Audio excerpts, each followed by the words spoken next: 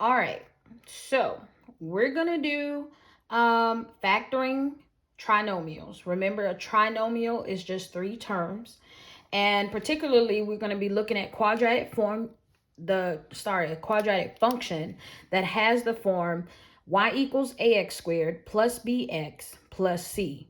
Notice that the a is associated, is the coefficient of x squared, b is the coefficient of x, and then c is just the constant that hangs out by itself. So for example, let's say we want to factor y equals 2x squared plus 13x plus 20, right? And when we say we want to factor it, we basically just want to put it in factored form. All right, there are 5 key steps that we're going to take. The first thing that we're going to do is we're going to label our A, our B, and our C in this problem. So our A is 2. Our B is 13. And our C is 20. So I have this box here so that we can just write it. A is 2. B is 13. And finally, C is 20. All right. Now that we've done the first step, now we're going to move on to the second step, which is to multiply our A times C, and then we need a sum of B. So again, we're going to multiply A times C, and then we're going to have our sum of B. Now, generally we do this by putting a big X. Okay, so our sum goes up top. I'm sorry, our product goes up top. So A times C goes up here, and B goes down at the bottom. So remember, our A is 2 and our C is 20. So we're going to do 2 times 20, which gives us 40. Our B is 13, so we just write it down here at the bottom. Okay.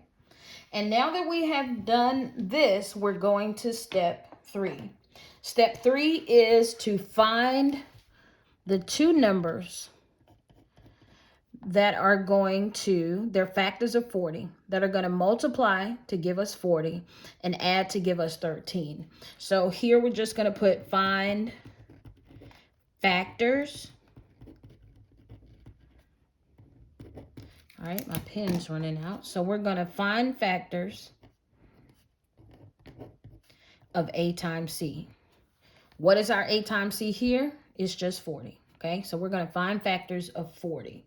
Now, here's how we're going to do it. All right, we're going to go in our calculator. All right.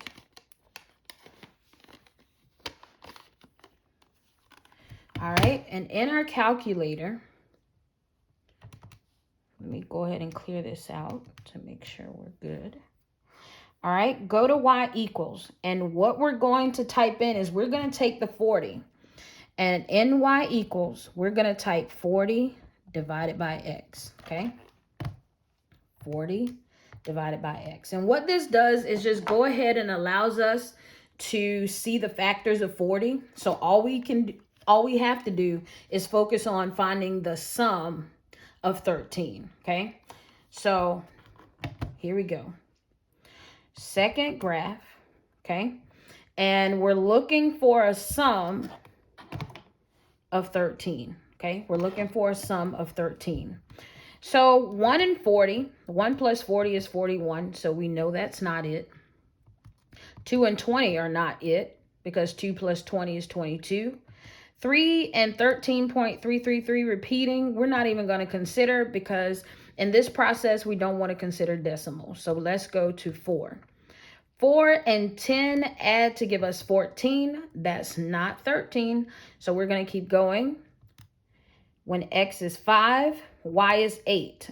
5 plus 8 is 13. So we know that the two factors we want is 5 and 8. So we're just going to go ahead and write that on the side. 5 and 8. All right. And now that we have the factors, now we're going to use the factors and put it into factored form. Okay. So we're going to write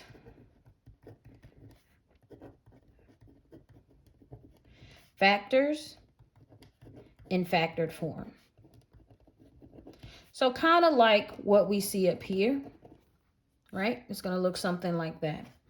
All right, so what happens is we're going to put our 2 parentheses.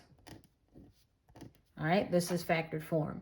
But what we're going to write first is AX. Remember, A is 2. So this is going to be 2x here, 2x here. Now, how do we know what to write next? We use the factors that we just found in the previous step. So this, since the 5 is positive, we're going to write plus 5. And here, since the 8 is positive, we're going to write plus 8. Now, we're almost done, but the last step is that we want to find the GCF inside of each set of parentheses. Now, once we find the GCF, if we find a GCF greater than 1, we're going to divide the parentheses by it. So let's first talk about how we're going to find the GCF. All right, here are the steps. The first step to finding the GCF in the calculator is to press math. Okay, so I'm going to quit out of the table and I'm going to press math. All right, after I press math, I'm going to go over to number. And once I come to number, look down here where it says GCD. That's like finding the greatest common factor. So we're going to tap 9 where it says GCD. All right. And what we're going to plug in first is going to be 2, 5 to see what the GCF is.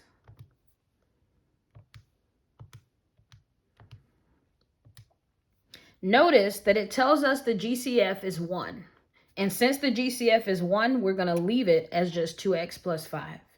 All right. Now we're going to do this process again. Go to math, over to number, press 9. All right. Now we're going to type in 2 and 8. 2, 8. Press enter. And this tells us that the greatest common factor between 2 and 8 is 2. And since it's greater than 1, we're going to divide each term in this parentheses by 2. So this becomes 2x divided by 2, which is x, 8 divided by 2, which is 4. So this now is the new parentheses. Remember, the first set of parentheses was good because the GCF was 1. So we write 2x plus 5. And this is our final answer right here.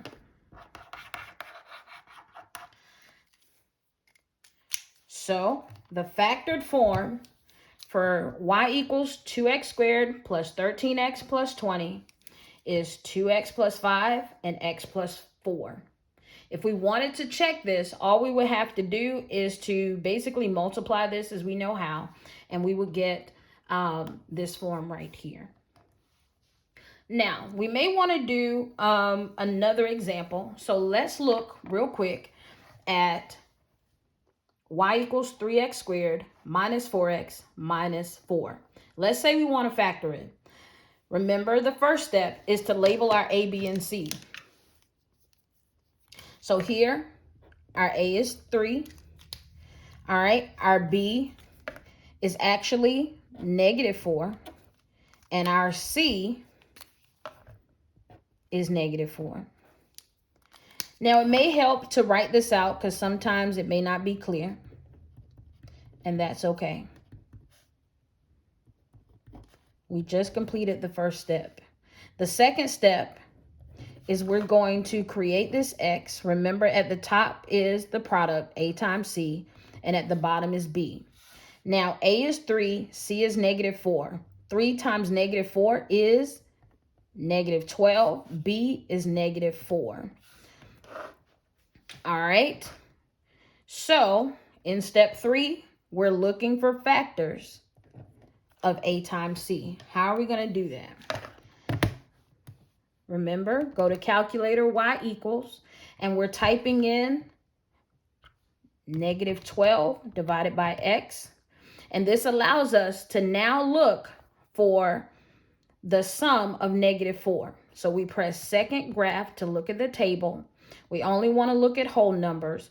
And 1 and negative 12 gives us negative 11 when we add it. So we know that that's not it because we're looking for negative 4. Keep going. 2 and negative 6, when we add them together, it is negative 4. And if we don't know how to do this, we can easily quit out and just 2 plus negative 6. See that it's negative 4, right? So what we're going to write now is 2 and negative 6, right? So we've done what we need to do for step 3, right? It's done. Step 4 says now we're going to write the factors in factored form. So we write our parentheses. Remember, the first thing that goes inside of the parentheses is AX. Since our A we said is 3, we're going to write 3X.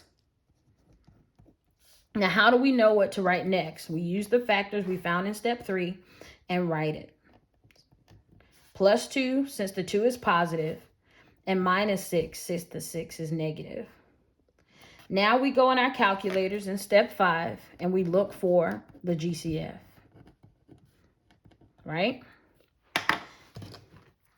Remember, GCF, quit out of here, press math, go over to number 9, and we're going to check the first parentheses, the 3 and the 2. So we write 3, comma 2, and look, the GCF is 1. Now, that means this stays the same because if we were to divide by 1, we would get exactly what we see. So we're going to bring that down for the final answer, 3x plus 2. But now we need to check 3 and 6. So we're going to go back to math, over to number 9, and then 3, comma 6. And we have 3. Since we have 3, that's telling us that we want to come over here and we want to divide each term by 3. When we divide 3x by 3, we get 1x. And when we divide 6 by 3, we get 2. And now we have our final answer, which is 3x plus 2 and x minus 2. That is the factored form for the problem 3x squared minus 4x minus 4. And now you're going to do some practice on your own. Let's say we go to iExcel and we're going to work on BB5. All right, that's where we're going to do our practice.